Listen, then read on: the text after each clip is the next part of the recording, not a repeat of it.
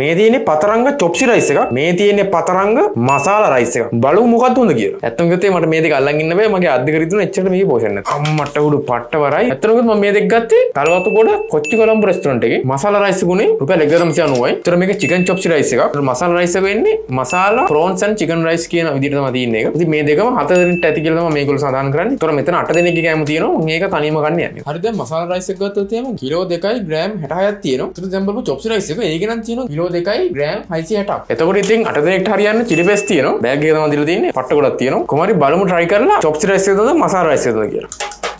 ඒතර මෙහෙම තමයි තියෙන්නේ. මසාලා ප්‍රෝන්ස් ඇන්ඩ් චිකන් රයිස් එකම තමයි තියෙන්නේ. එතකොට මේ ඉස්සු සෑහෙන්න දාලා තියෙනවා. මෙන්න මේ වගේ. සෑහෙන ඉස්සු පෝෂන් එකක් දීලා තියෙනවා ඒකේ. දැන් බලමු චොප්සි රයිස් එක මොනවද තියෙන්නේ කියලා. මෙන්න තියෙනවා චොප්සි රයිස් එක. ඉතින් මේක 4කට කන්න පුළුවන්. මේකත් 4කට කන්න පුළුවන්. 8 දෙනෙක්ට කන්න පුළුවන්. බලමු try කරලා මොකක්ද ඇත්තටම හොඳ කියලා.